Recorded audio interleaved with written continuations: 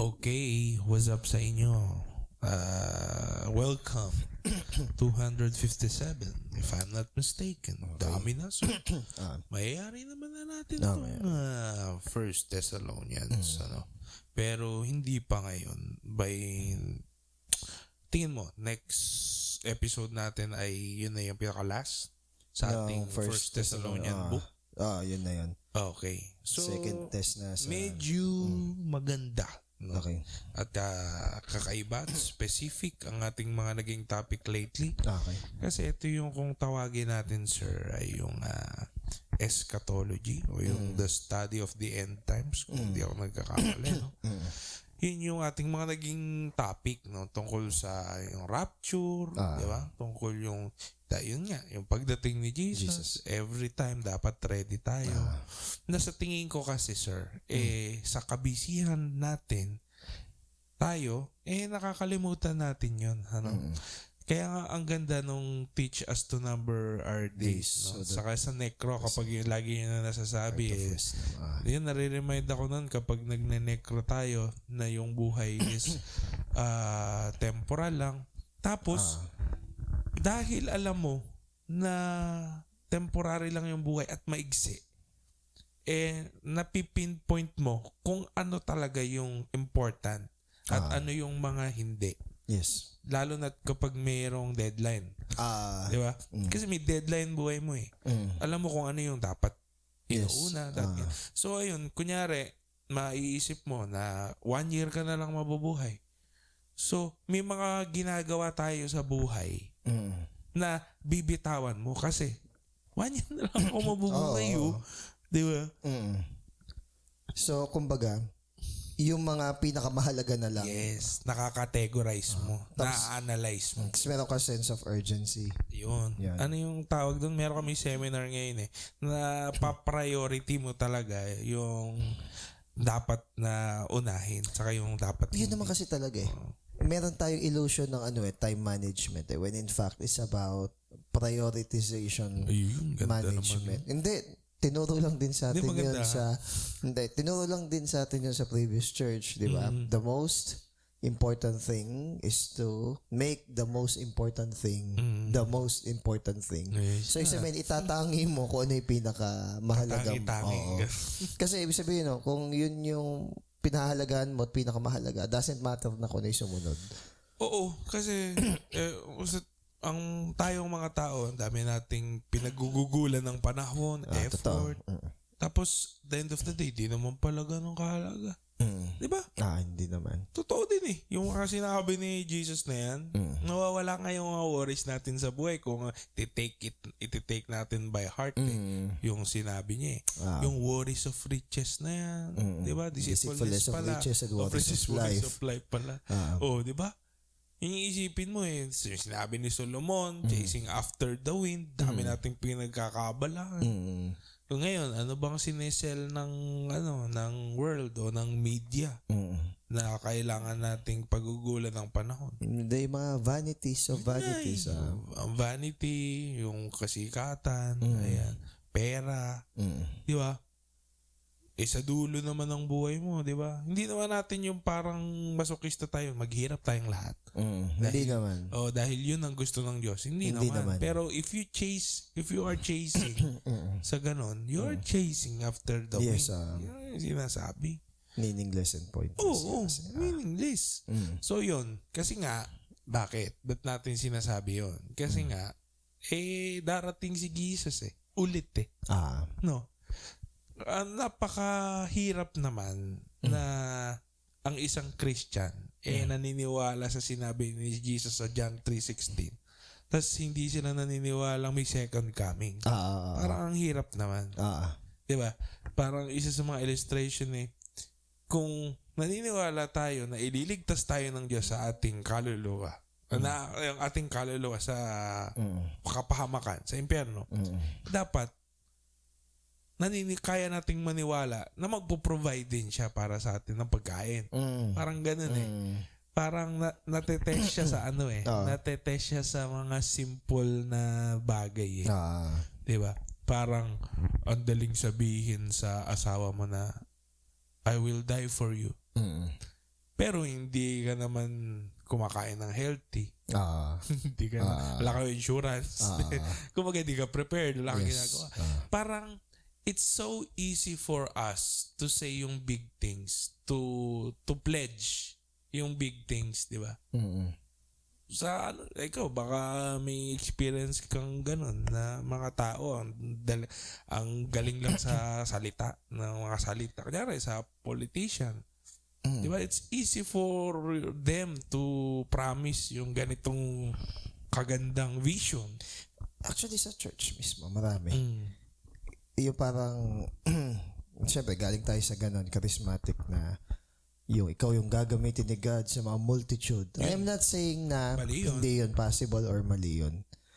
Ang kinakabahala ko is ikaw na lang yung nakikita mo, hindi na si God. Oo. Kasi baka naman it's a form of manipulation din ng isang pastor o preacher na yun ang tawag doon is tapping to your ego. Diba? Pleasure kasi yun kumbaga nakakiliti ng ano yun Para kasing ni-recalibrate mo lang yung ego mo na ginawa mo lang churchy. Pero yun pa din. Same brand. Lagi namin tinuturo sa klase yung many people declare their undying love, but a faithful man, where can you find? Ganda nun. Tapos, kaya ako favorite yun. Ganun yung mga linyahan nila, naiirita na ako na minsan mas labing sila, mas mabait sila, mas mapagbigay sila. Ang lagi kong tanong, but are you faithful? Are you consistent sa mga maliliit na bagay? Kasi gusto natin yung mga grand things mag-mission ako sa ganito kalayo, for 2 years, ganito, ganyan, something big. Tapos, magsasacrifice ako ng ganito para kay Lord. Ano ba yun nire-require sa atin? Ano yung pinapagawa? Ano yung pinapagawa sa atin? Yun nga lang small or little things na doing consistently hindi natin nagagawa. Then, iniyayabang natin yung one time, big time na mga malaking bagay. Wag na lang kasi parang nagiging badge mo pa yun It's not about one time in your life. It's about living that life na walking, may consistency. Hindi lang siguro walk the talk. You run the talk na buhay mo na yun. May nakakita man o wala, ikaw na yun. Ganun sana. Baka kasi yung yung mga big things. Yun pa yung maging reason. Para di ka na makorek, di ba? Para dumakay ulo mo. May mga hindi pa makamove on sa ganun. Hindi mo ba alam ako yung nag-evangel? Actually, ito yung masakit na realidad sa Matthew 7:21. Di ba? Many will come to me, Lord, Lord. No, di ba? Have we not prophesied in your name? Cast out demons in your name? Perform miracles in your name? Sabihin sa kanila, I never knew you. You who practice lawlessness, so depart from me. Hindi siya sa laki ng nagawa mo, no? Ang tanong is, si God ba nagmay-ari ng puso natin? Kasi pwede tayo mag-appear religious or meron tayong image ng religiosity, pero wala naman talaga si Christ sa atin. Yun yung nakakalungkot. Baka naging pantakip lang, Parang illustration na naalala ko dun. May sinabi yung nanay mo, bago umalis ng bahay, binilinan ka. Ay, sampay mo yung mga damit, O isilong. Sige, parang, isilong o isampay. Okay. Sige, isilong na lang. Okay. O isilong mo yung damit, baka kasi umulan, Okay. Tapos ginawa mo, nagplancha ka. Naginawa mo lahat. Diba? Naglaba ka, naglinis ka ng bahay.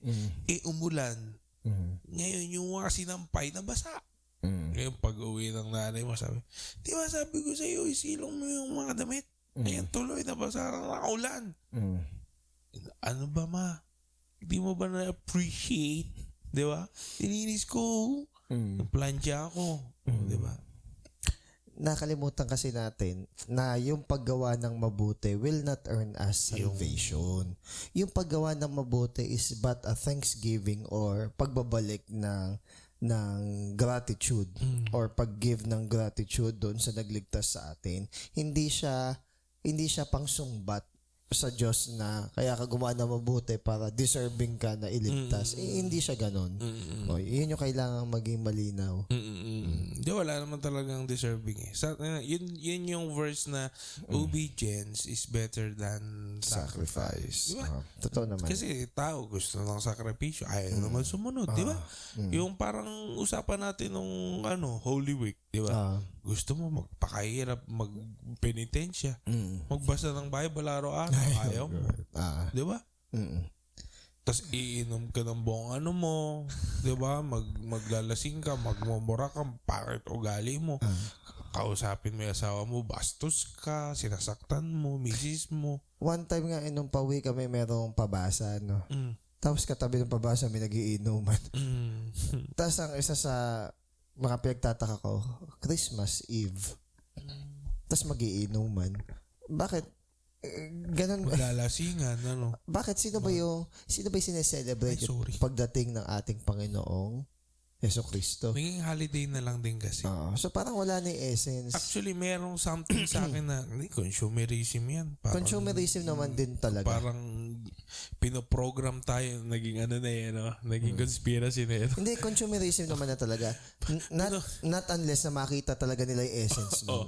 Parang pinoprogram tayo na to buy this ganito kapag ganon, di ba? Tingin ko ganon eh. Tingin ko parang way shit to control people Hindi tayo against mag-celebrate ng Christmas kasi tayo nag-celebrate tayo. Pero one of the highest rate ng suicide is December, Christmas, and February. Okay? Kasi there's an expectation sa mga, lalo na kapag nakita mo tuwing Pasko, Merry Christmas from my family to yours. Diba? Tapos buo yung pamilya nila. Ako mag-isa. Ang saya nila, Kaya minsan, sila masaya. Tapos yung mga handa, ayan, tapos ako mag-isa. Ayun, baka kaya nagkakaroon ng parang comparison. Kaya minsan wala akong tiwala sa social media. Kunwari, doon lang naman magpo-post, pero alam mo naman yung buhay. So, para sa isang malaking digital makeup. Parang buhay mo. No? Social media metrics. Parang yun na lang eh. Di ba?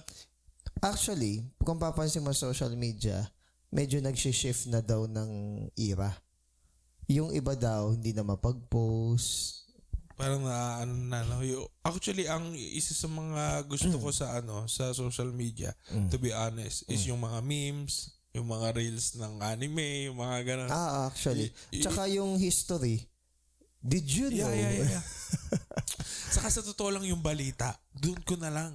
Doon na lang. Doon ko na lang siya. Hindi na before kasi dapat pero pinipili ko lang din yung balita kasi iba, wala namang katorya-torya. Oo din. Saka yung yung sa AI ngayon, hindi mo alam kung totoo. Ngayon, yung mga pictures, hindi mo na sure ngayon totoo kaya to, di ba? Ngayon kapag hindi ka maalam, may lahat papaniwalaan. Di ba? Yan yung isa sa mga downside ng social media. Yes. Kapag hindi mo alam gamitin. Pero, yun nga, social media, hindi naman siya mali. Pero kami, sa household na ito, nagkaroon kami ng usapan ni Mrs. na talagang hindi kami mag-phone as much as possible. Lalo na kung gabi. Kasi parang, parang scroll ka ng scroll, no? Hanggang sa ma-entertain ka na lang. Hindi na kami nag-uusap. Di ba ganun? Pang brain rot daw yun eh. Pangtanga, matatanga ka sa buhay. Parang, eto ang kainin mo. Parang ganun yung gusto niya. Dapat, parang controlled natin yung buhay natin. Kaya kailangan maging parang watchmen. Kasi sa tingin ko, isa siya sa mga sa mga factors to be considered being sober last week. Pinag-usapan natin last week. Kasi tingin ko, yung kabaligtaran nung drunk. Lasing. Kasi parang nalalango tayo naman sa entertainment. Sa entertainment. Totoo naman. Siya, parang modern day circus. Di ba noon TV? Yung sasabi lang demonic kasi nakaglue yung tao sa TV. Ngayon, mininaturize yung TV, ginawang gadget and cellphone. Meron daw sa Greece, no? Nung time ng mga nung araw, bago tayo magdako sa ating main dish, Yes. is kapag merong isang malaking scandal o gustong pagtakpan yung government, is naggagawa sila ng mga event, circus. Hindi lang circus, pati mga pabilisan tumakbo, mga competition, away, Olympics, mga ganun. o mga entertainment. Para matakpan. Yun nga eh. So sa tingin ko, meron siyang element of truth sa panahon ngayon. At totoo naman. Oo. Ewan ko, naipakita ko sa iyo yung 500 na pang Noche Buena daw sabi ng DTI. Ayan. Parang rage bait naman na. Sa tingin ko parang rage bait yun. Ngayon may nag-reels na isang na vlogger, si Direct Dave. Sabi niyang ganon. Basta sa reels niya, syempre siya na may actor sa lahat ng reels niya. Di tinatanong siya, kasya po ba yung 500 pesos Noche Buena? Syempre hindi. Teka nga lang muna, bakit ba dinidistract nyo kami doon sa totoong issue? Tapos kinuha niya yung mic. Sabi niya, ito ang issue dapat natin. May makukulong ba dyan sa flood control? Ay, di ba kasagot yung reporter? Actually, meron pa akong, on the back of my mind, meron akong, ito naman na theory lang. Yung issue sa flood control, hindi kaya isa lang din siyang pantakip sa mas malaki pa? Yun ang iniisip ko. Sa isang fallen na world, alam naman natin na hindi lang yun. Pero kumbaga, as good citizen or sa Christian, yung mga ganun na, kunwari, ito na, nasa harapan na natin, address na natin. And along the way, kumbaga, small win na yun eh. Kung na-address yan, na nasawata yung corruption dyan, so, ibig sabihin, may hope yung tao na, susunod uli, ganun yung gagawin. Kahit pa paano, no? Ang medyo kinakaisip ko, kinaka-alarm, not naman totally na kinakatakot ko, masanay na yung tao sa issue hanggang sa wala nang pakialam. Parang, ayun na, no? Hanggang, apathetic na. Oo. Pag naging apathetic na, talo na. Sanay na niloloko, sanay na harap-harapan na pinagsisinungalingan, sanay na kinokorap. Parang ang ganun sa Pilipinas eh. Parang kapag may pangit na nangyayari tayo, parang sinasabi natin, only in the Philippines, di ba? Nasasabi resiliency. So kumbaga, parang ang nangyayari sa atin ngayon, dinedesensitize tayo na maging passionate na gawin yung tama. Parang nagiging apathetic na tayo na, ayan na naman. So, di ba yung mga kwento ng mga bansang, yung mga joke yung naglalaban, yung Japan, yung France at Philippines, alam mo yun? Yung laging may kwentong joke na tungkol, mayroong isang kompetisyon na may sumali sa Japan. Naiiba-iba lang yung ano. Tapos yung Pilipino, yung siya lagi yung ano, yung joke. Yung joke, di ba? Parang inano natin, tinanggap natin na ganun tayo. Na parang joke. Ay, nako. Well, so yun nga, to continue yung ating topic about sa second coming. Yes. So tingnan natin saan papunta si Paul dito sa reminder. Isa sa mga maganda na book, etong ang Thessalonians, at sinasabi nga natin, parang walang issue to di ba? It's more of a reminder sa kanila to continue yung ginagawa nila. May love kayo, dagdagan nyo pa. Parang ganun eh. No? Okay. Let's go. Unahin natin sa verse 12 to 13. 1 Thessalonians chapter 5, 12 verse to 13. Okay. Sige. Mga kapatid, ipinakiusap namin na igalang ninyo ang mga nagpapakahirap sa pamamahala at pagtuturo sa inyo alang-alang sa Panginoon. Ayun, ganda, no? 13. Pag-ukulan ninyo sila ng lubos na paggalang at pag-ibig dahil sa kanilang gawain. Makitungo kayo sa isa't isa ng may kapayapaan. Okay. So, ano to? So, mga elders? Mga leaders sa church, yung mga nag-oversee. Ayan. Anong command sa... Sabi dito, i-recognize naman natin. I-appreciate naman natin. Ano ba yan? Pakitunguhan naman na maayos. Pera ba yan? Pera? Hindi. Hindi naman. Okay. Pakitunguhan naman na maayos. Hindi kasi di ba may mga Pastor's Appreciation Day, tas kailangan may gift tayo. Dapat may gift tayo. Though hindi naman mali yun. Okay? It's a way. It's a way na na-appreciate. Pero yung pag-appreciate natin sa mga elders and pastors, hindi naman kailangan na may specific na araw lang. Pwede naman natin to ipadama sa iba't ibang pamamaraan. Pero kung ang ano nyo, kung ang pastor nyo ay tunay na pastor, mamuhay kayo ng walang sakit sa ulo niya. Naka ano yun sa 3rd John ata yun. There's no greater joy than this, than to see my children walking in the truth. Teka lang. 1 John, check ko yun. Maganda yun Parang yun ay pinaka ano niya joy ni... Totoo, di ba? Ni John 1 John... 3 John. Chapter 1, and chapter lang naman to, verse 3. For I was very glad when brethren came and testified to your truth. That is how you are walking in the truth. Verse 3. Verse 4. I have no greater joy than this, to hear of my children walking in the truth. Yung madalas na nadidinig ko before yung preaching ni Nina. John MacArthur. Kasi, ibig sabihin, naging buhay at totoo yung salita ng Diyos. Yun naman yung goal, di ba? Yung manifested na tumubo at nabuhay yung salita ng Diyos sa buhay ng tao. Kasi nga gaya nga ng topic namin kanina na make sure that you bear fruit in keeping with repentance. So kung talagang hindi ka Matthew 3. Matthew 3 verse 8. Parang ang point nun is kung na-translate ka na talaga from dominion of darkness to the kingdom of light, magkakaroon talaga ng changes sa behavior mo. Bearing fruit. Na evident. Saka yung repentance po mga kapatid, hindi siya one time na. Hindi siya one time. It's a continuous process. Nagre-repent ang tao every time. At ang repentance, nag-start siya sa pagbabago ng kaisipan at pananaw. Pero hindi doon nagtatapos. So dapat open-minded ka, hindi ka sarado, ano? Oo. Kailangan nako-correct ka. Ayan. Kapag matakot ka kapag wala nang kayang mang-correct sa'yo, or wala nang kayang magbilin sa'yo or mag-remind sa'yo, ibig sabihin, baka hindi ka na humble or hindi ka na open for correction. So, going back dito, sinasabi na i-recognize naman natin mga leaders, hindi para i-esteem sila na itaas sila sa pedestal. Hindi naman ganon. It will help them isen yung kanilang trabaho.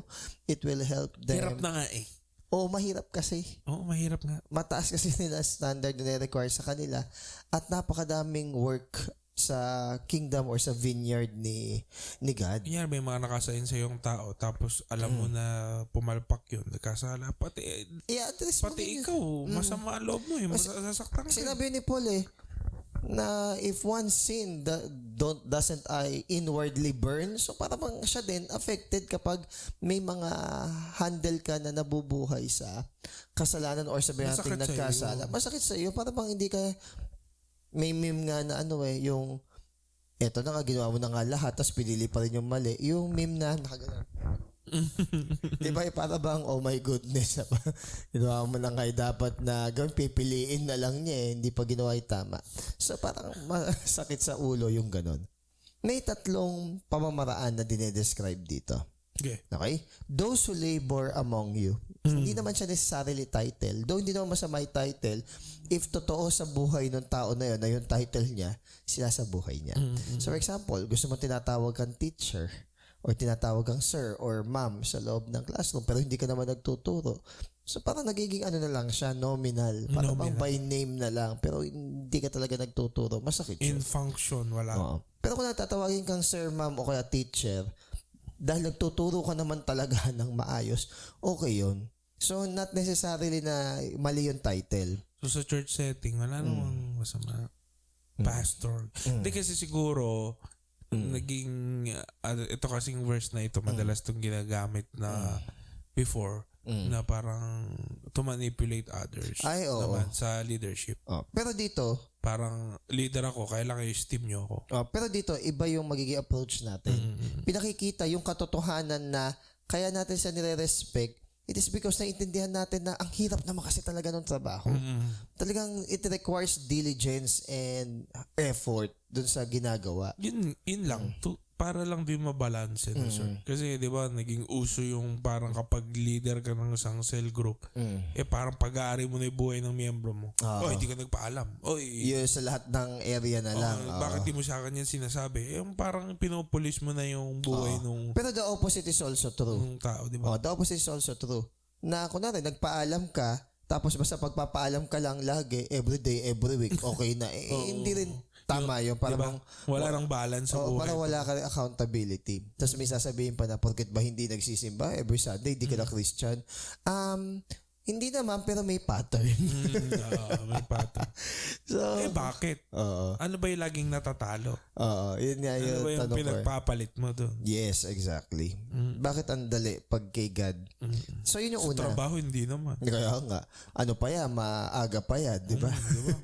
Late pang uuwi yan, di ba? More than 8 Umpisa hours. pa lang, late na nga pumasok, Be-breakfast pa. breakfast at chismisan pa, no? Okay. Tapos chill lang pag may work na, no? Walang urgency. Ano pa siya, yung parang, okay lang yan. Ganun ba? Ayun ako. So, yun yung una. Those who labor among you. Yung merong effort or nagpapakahirap dun sa kingdom ni God. Pangalawa, they are over you in the Lord. Not as lording over, kundi yung accountable sa ating mga kaluluwa. So, overseer. So, sinasabi dito na Naka-assign na leader sa atin. yung mga nagsishepherd talaga, yung nag-aalaga, hindi yung basta na-assign lang as leader, may pakialam, may concern, ayan.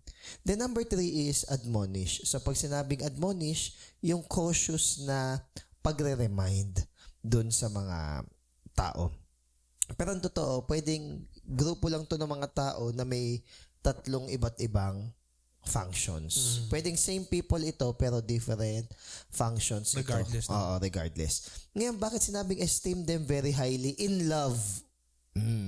Yung pag-esteem sa kanila, dulot ng pag-ibig, hindi dulot ng takot. Yeah. Okay? Or hindi dulot ng authoritarianism. Hindi siya ganun. Totoo yun, sir. Kasi naging yun nga yung lately na nababanggit natin about sa leadership, how you handle people. Kung ito ba ay napapasunod mo na lang dahil sa irita at para na nga, sige, para mayari na nga yung bullshit na yan. Wag dapat diba? ganun. Kasi yung mga leaders should be preaching in love. Okay? But remember, love is a very strong driving force. pero remember natin, yung love, hindi lang yung pakabig na gusto mo. It also requires yung correction kahit yung ayaw mo because it doesn't rejoice with evil. Hindi siya subjective lang sa'yo. At saka hindi siya puro pakabig lang. Yes. Kung ano yung kailangan mo, yun yung dapat. So sinasabi dito, Bata ka pa pag ganun. yung sinasabi dito na kung naintindihan mo yun, in love is i-esteem natin sila. Hindi natin sila ine-esteem dahil leader sila na deserving sa kanilang title or dahil maganda yung personality nila. Hindi mo inuuto, para pagpapalakas ka, alam mo. Para malakas tayo kay Lord. Hindi siya ganun. Sip tayo dito kay Pastor. Sabi dito, but because of their labor on behalf of God's people. So, kumbaga, wag mo nang dagdagan pa yung bigat na dalahin nitong mga leaders. So, kumbaga, umayos. Parang ganun lang. Makisama naman kayo. Okay. Kumbaga, kung di ka naman din masyadong makitulong, huwag kang dadagdag sa problema mo naman. Sana. Kung wala kang kunyari wala kang may offer pa na effort o na yun nga yung pera, yung time, 'di ba? Huwag ka na lang dumagdag na lang. Yun na lang malaking tulong. Di ba madalas sinarinig natin sa mga magulang yan? Totoo naman. Kung wala ka na itinutulong, huwag ka namang maging pabigat. Huwag ka dumagdag sa problema. Huwag ka na isa sa mga isusuyu-suyuin pa na nakainis. Ngayon, sabi dito, si Paul daw, minention. Kasi susuyuin ka namin Oo. Kaso nga lang. Kaso nga lang, dagdag oras pa Hindi lang naiisip yun. Hindi naman sa walang pakialam or bawal. Kaso nga lang, kung nagmamature ka, nababawasan na yung mga ganong time. Mas nakapag-focus na tayo sa mas mahalagang mga bagay. Not that we invalidate your feelings and emotions. Ang sinasabi lang is, may mga bagay na sa edad natin, dapat na-overcome na natin. Hindi lang pwede na laging baby na lang na Christian. Ano ako, medyo may edad-edad ka na. May expectation talaga. Abnormal kasi kapag ang isang tao na they do not act on their age. Diba? Exactly. Tapos yung ituturo na mali lahat maliban sa sarili. Pangit din yun. Yung mali na lahat ng iba tas ikaw lang ang tama lagi. Hindi mo na realize na baka ikaw o sa'yo yung mali. Ngayon, meron dalawang bagay na binabanggit dito regarding sa work of ministry kung bakit ine-encourage tayo at kinocommand tayo na i-respect yung mga leaders. Sabi dito is kung alam daw ng congregation at naunawaan nila yung trabaho ng mga leaders sa spiritual oversight over them, yung congregation mismo would appreciate and respect yung leaders all the more. Kasi effort talaga siya, kayod talaga eh. Pangalawa, yung work kasi essential siya na part ng ministry. Hindi pwede na tamad ka. Okay, bawal yung lazy na pastor. In the first place, he states that they labor. So, ibig sabihin, nagsisipag itong mga tao na to. Hindi yung parang nakaupo lang tapos, irespeto nyo ako. Hindi siya ganun. Merong, may worth na i-commend. Okay? So, to close on this verse. Nyo ako. If a Christian cannot esteem and love their pastor or their leaders, may reminder dito, manalangin tayo sa Holy Spirit na bigay sa atin yung diligence at saka yung change of heart na respeto naman natin. So for example, nagpa-follow up, concern sa'yo, tapos ang reply mo next year na, ano bang, huwag ka na mag-cellphone. Huwag ka na gumamit ng cellphone, hindi ka makontak, bibigay pa yung contact. Hindi ko nakikita yon as simpleng negligence kung paulit-ulit. I see it as deliberate disrespect. Lalong-lalo na kung ilang beses ka nang pinagsabihan sa ganong bagay. Tapos wala lang, hindi ka naman talaga nag-e-effort to change that. That's a deliberate disrespect. Biruin mo, ang dami-daming work sa kingdom ni God. Tapos ikaw naman, ayaw mo magpa-reach out. Pero, ma-attend ka ng church to say na Christian ka. Pero hindi ka naman nag-o-obey. Parang you're sending mixed signals. You don't want to be accountable. Pero sinasabi mo, Christian ka. Gano'n kagulo yun, yung gano'n. Tupa ka ba o kambing? Ayun. Pag naman na-correct ka, easily offended. Parang may ganong quote a one half Christian is a one whole nonsense. Totoo naman. A delayed obedience is still disobedience. Parang ganun din eh. So, a half-hearted truth is not a whole truth at all. Hindi kaya, ang isa sa mga sinasabi nila dyan is, baka naman kasi nasa season lang sila na ganyan. Di ba may ganong... Bilisan mo naman. Kung na ilang taong ka ng ganyan, parang there's something wrong. Pero open naman tayo, no? Na, kunyari, baka nga. Pero kung ang tagal-tagal. There's something wrong with you.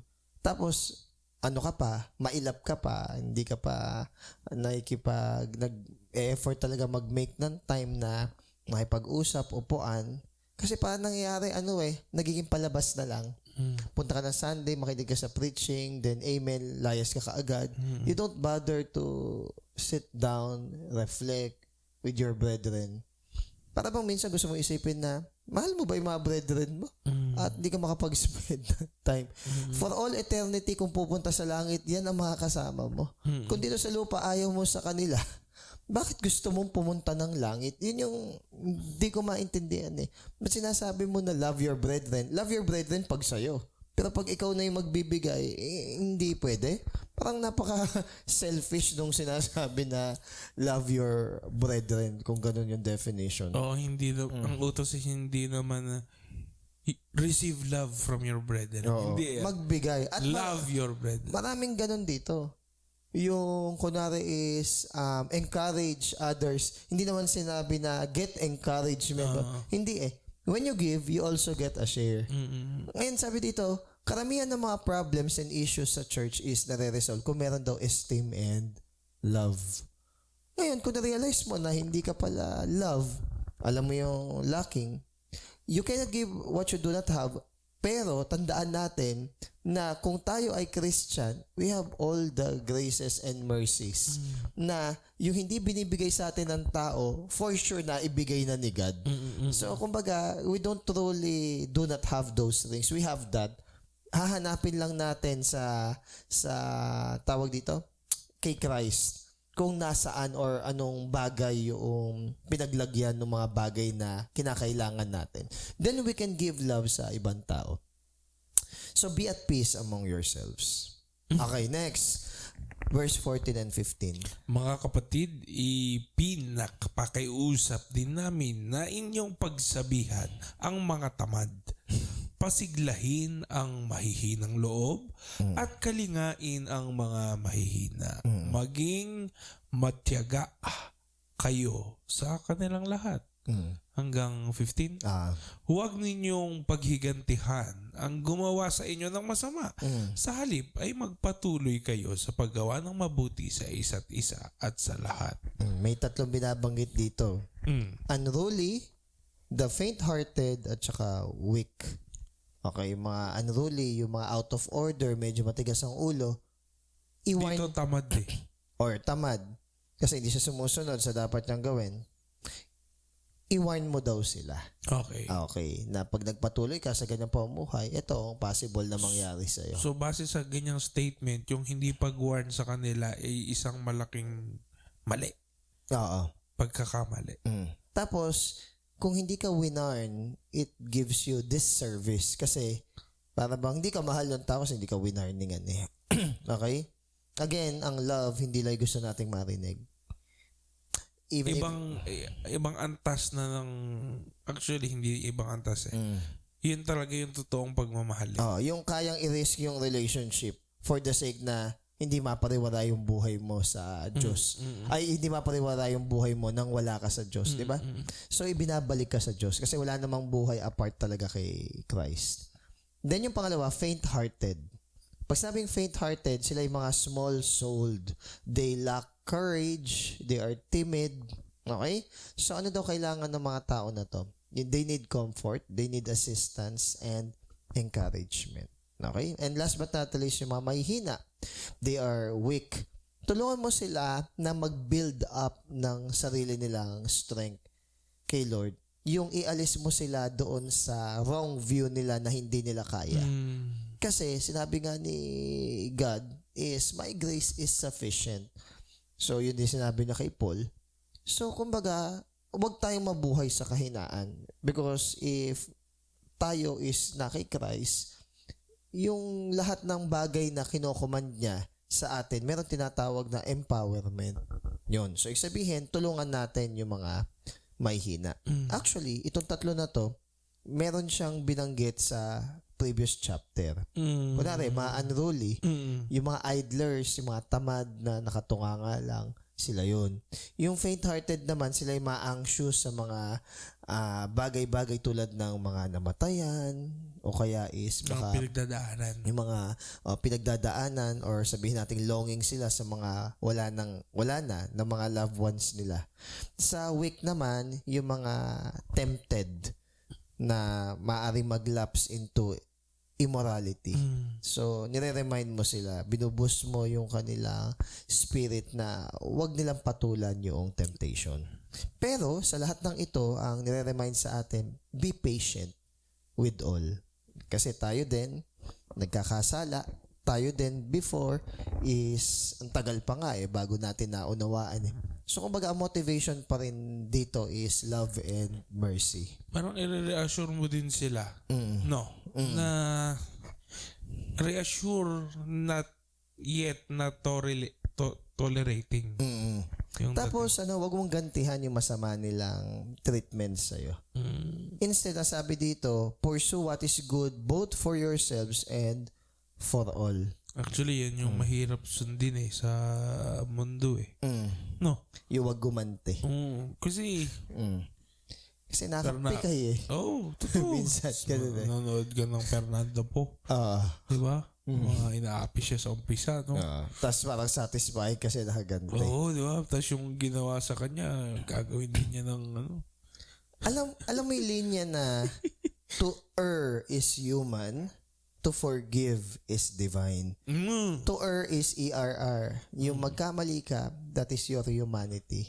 Pero pag nagpatawad ka, that is divine. Meron akong kilala, katrabaho ko. Proud siya. Ay. Proud siya na. Proud siyang sabihin na, ako kasi hindi talaga ako nagpapatawad eh. Ay?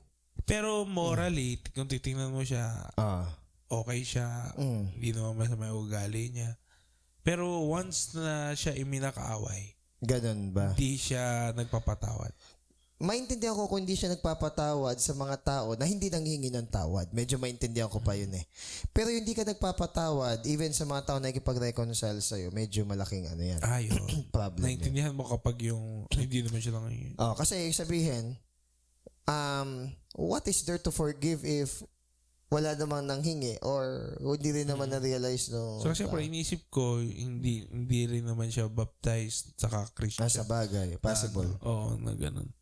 Pero yun nga, so tayo may mga kanya-kanya tayong kwento eh. Okay. Hindi mo naman alam kung anong ginawa niyan sa akin eh. Okay, di ba? yes. May mga ganun. Pero ang forgiveness, sabi nga ni Jesus sa The Chosen, ganda naman. Ano yung parang exact term niya? Forgiveness, depende.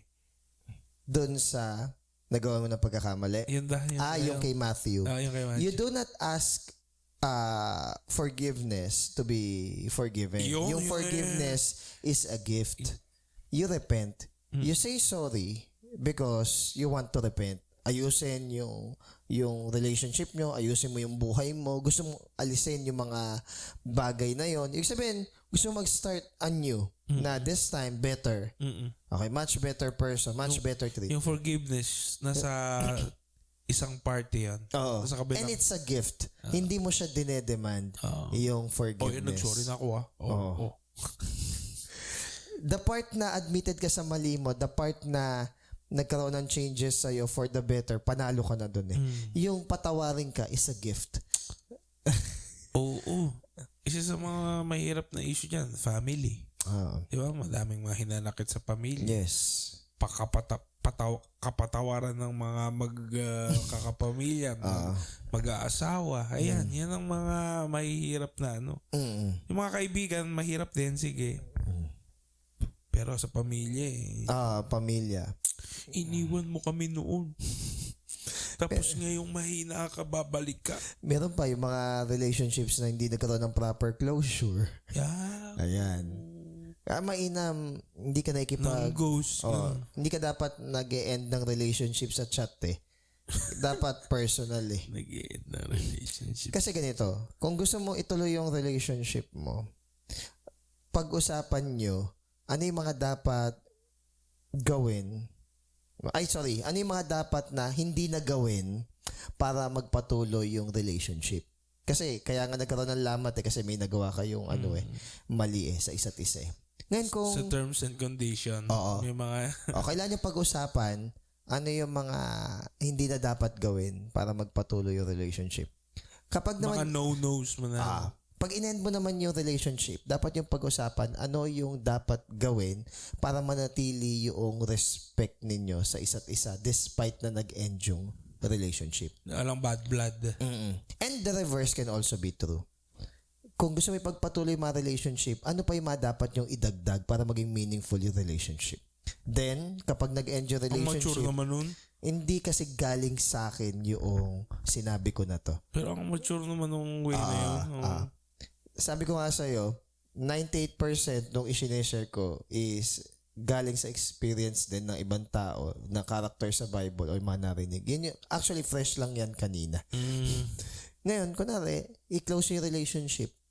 Ano yung mga ititigil nyo na rin para talaga makapag-move on yung bawat isa? Nagkaroon kayo analysis. Very professional ang dating. So, nadadaan naman yun sa usap. Basta wag lang tayo magkocross dun sa boundaries ng bawat isa. You respect as a person, tas you want to be respected, or you respect as a person because you are a very respectful person. O yun, ganun lang kasimple.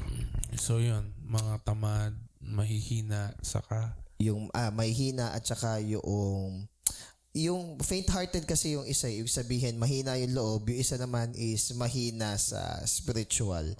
Yung isa immature. Oo. Okay, next. Kasi actually may mga ganun tayong mga members at tayo ganun din.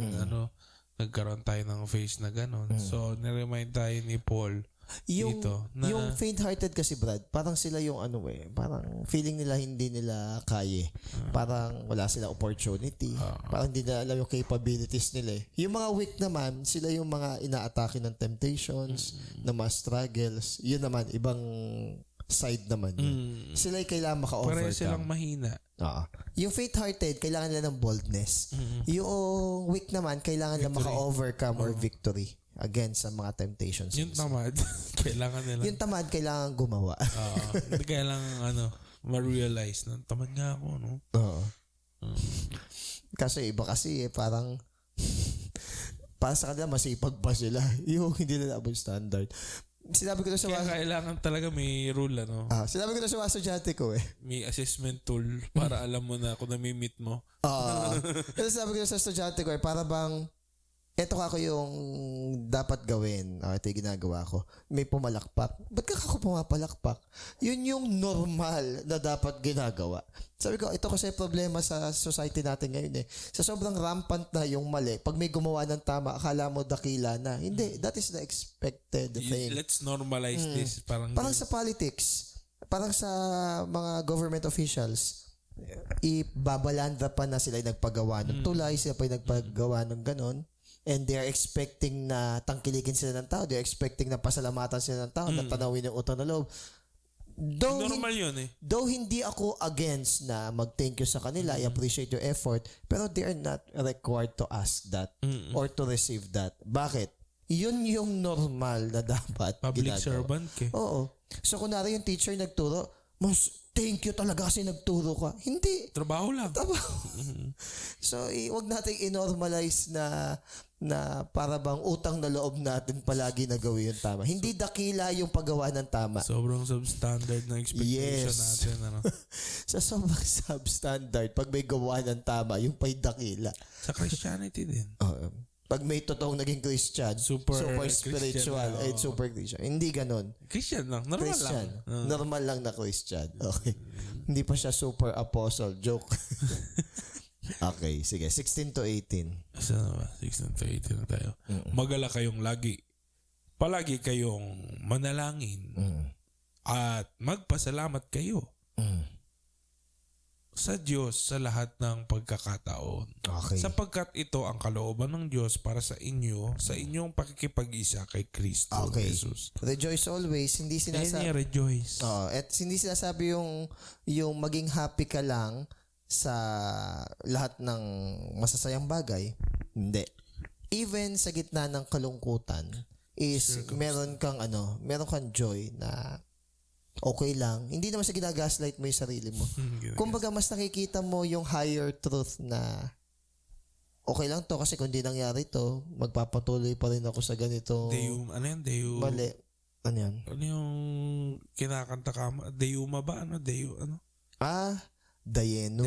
Ano Mm. yun? Thanksgiving naman yun. Dayeno. Yung ine-enumerate yung mga mabubuting bagay na ginawa ni God. Yun na may kasunod. Ay, hindi pala. Maya yun sa Thanksgiving. So yun, rejoice always. So, wag tayong matakot na magsaya.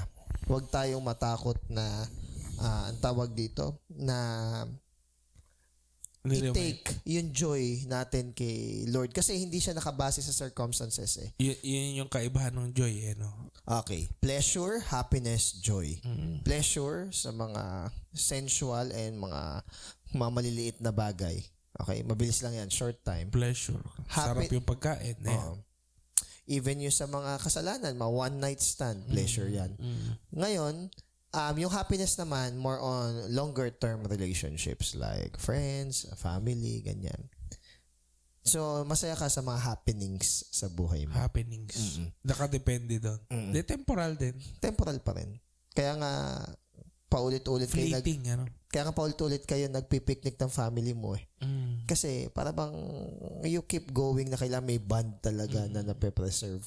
Pero yung joy, is something more different. Maganda nun kasi nakalagak siya sa puso mo na hindi immovable. Whether good or bad, yun nangyayari, you praise the Lord. Mga ganung bagay. Tibay mo nun. Na kung pangit yung nangyayari, it is well with my soul. Pag maganda yung nangyayari, praise the Lord. So, kumbaga, walang yan yung pagkakamalang baliw yes. ng mga tao.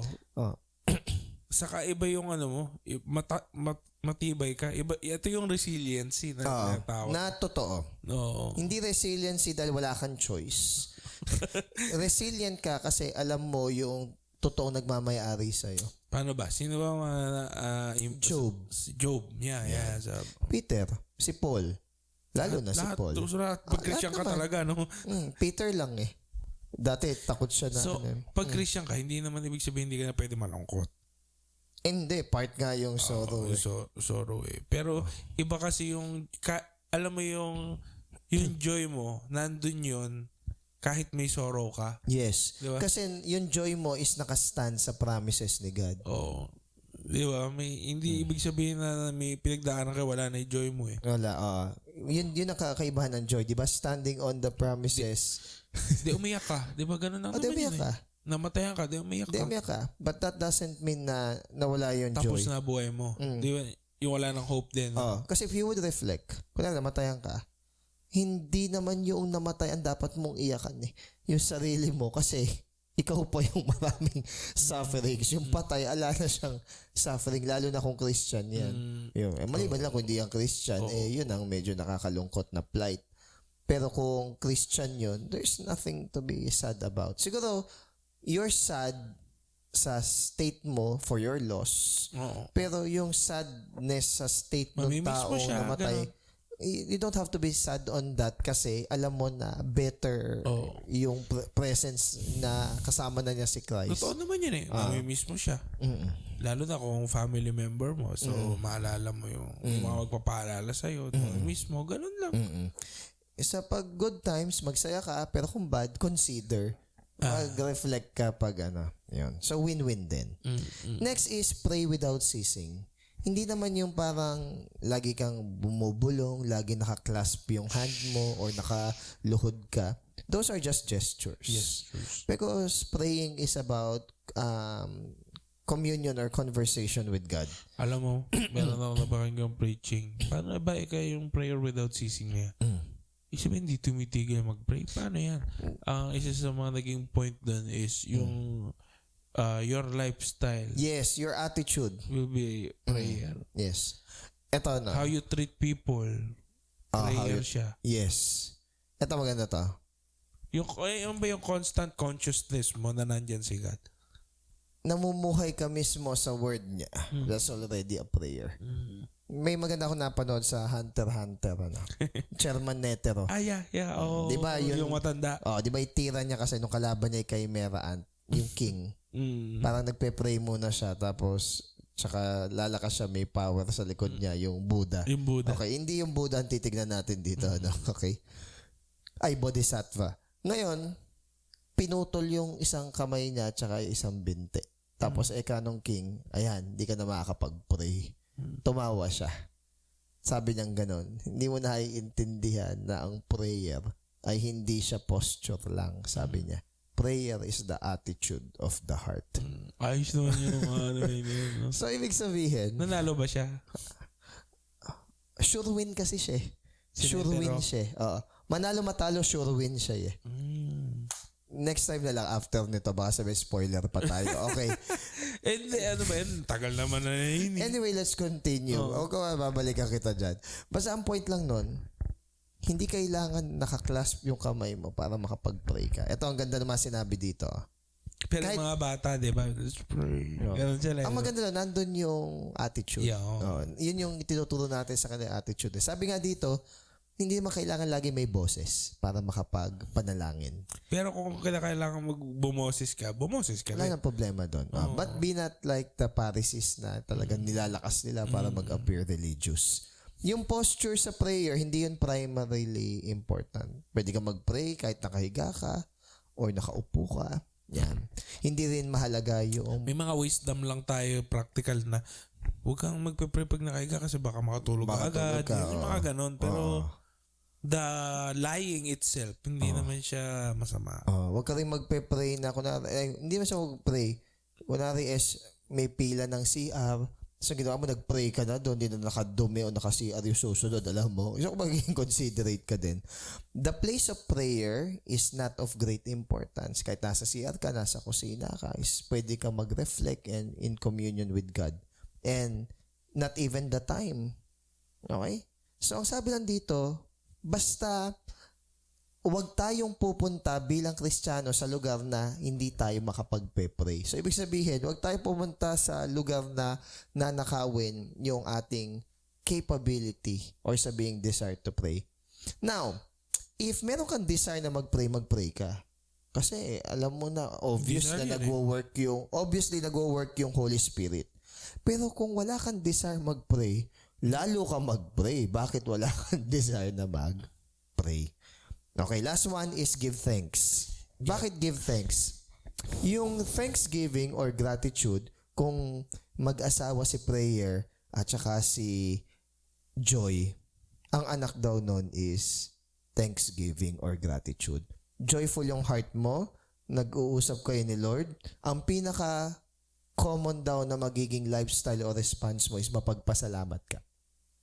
Ang taong mapagpasalamat sa lahat ng bagay, o ulitin ko nung sinabing mapagpasalamat sa lahat ng bagay, sabi dito, we don't give thanks for everything, but in everything. Ano pagkaiba nun? We recognize God's sovereign hand is in charge and not blind faith or chance. So, kumbaga, nagpapasalamat tayo dahil alam natin na si God is in control. Hindi yung baliw na, salamat Lord at namatay yung... Hindi ganon. Walang ganon. Parang uto yun. So, nagpapasalamat tayo because kahit pangit yung nangyari, alam natin na hindi nawawalan ng control si God sa mga bagay na yun. So, when Joy and Prayer are married, their firstborn child is gratitude. Eka ni Spurgeon. Alam mo naman si Spurgeon magilas sa mga ganun eh. So, in short, sa ito, magandang dulo nung part na yun, sabi, is we are told to do this because it is the will of God. Ano ibig sabihin nun? Hindi ibig sabihin nun na ito yung will ni God, kaya dapat mong gawin. Hindi. Ito yung will ni God, kaya kaya mo na siyang gawin. Yung isa kasi parang authoritative eh. Ito yung will ni God, dapat kang manalangin, dapat kang maging mapagpasalamat, dapat joyful ka. Hindi. Ito yung will ni God, ine-empower ka niya na magawa yun. Kasi dati reklamador ka. Dati konting kibot, malungkot ka na. Dati para bang konting disruption lang, ala ka na kay God, nakakalimutan mo na siya. Pero this time, dahil naintindihan mo na si God, whether good and bad, siya yung in control sa buhay mo at hindi ka niya pababayaan at iiwan, panatag ka na magiging